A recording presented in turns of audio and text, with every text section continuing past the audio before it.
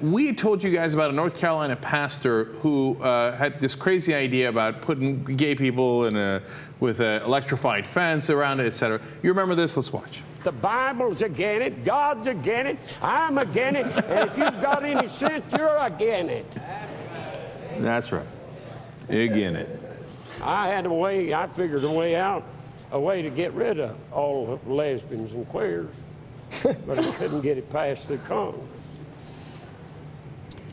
Build a great, big, large fence, 150 or 100 mile long, put all the lesbians in there, fly over and drop some food. Do the same thing with the queers and the homosexuals. And have that fence electrified till they can't get out. Feed them, and you know what? In a few years, they'll die out. Do you know why? They can't reproduce.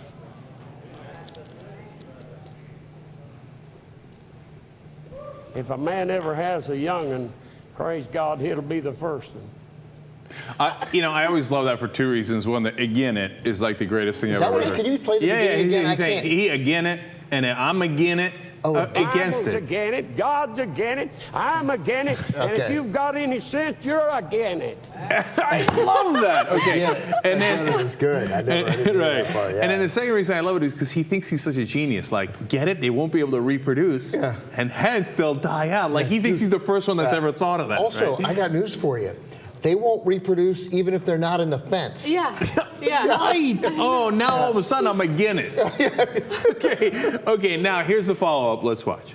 I'll start in Romans. Geneva Sims has been listening to Charles Worthy preach since the 70s. She supports the comments her pastor made in his sermon earlier this month.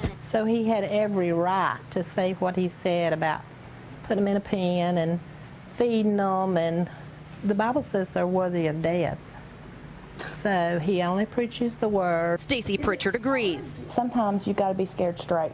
He's trying to save those people from going to hell. He has nothing to hide, not ashamed of anything he said. Members of his congregation, though, say he stands by his comments. He's a good man.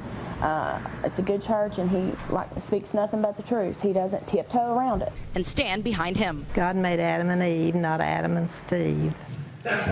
What did she say at the end? God made Adam and Eve, not Adam and Steve. Oh. Okay, which, by the way, is like one of the oldest lines they have. They also think that's so clever. Get an Eve and Steve rhyme, but it's like two dudes instead.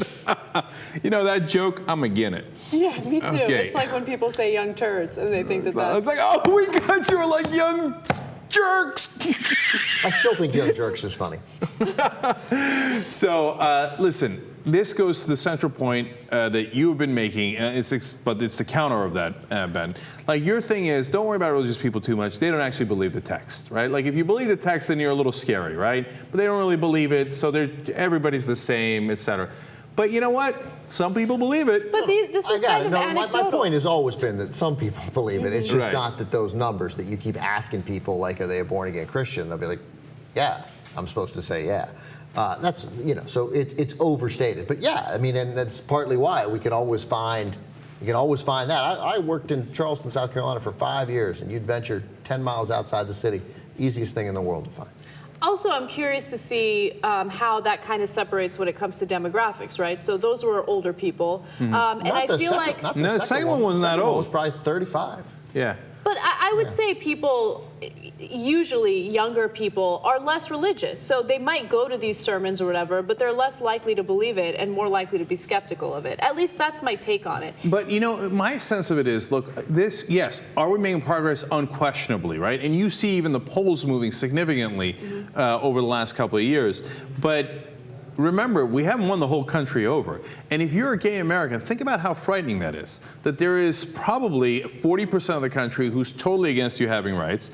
And then there's probably what percentage? I don't know if it's 10, I don't know if it's 20, that think like that original woman said, like, well, that says in the Bible you should be put to death. I mean, you're lucky this pastor is only saying, no, you should be put up in a pen and not allowed in society. I mean, that is such a scary thought that significant chunk of the country hates you that much.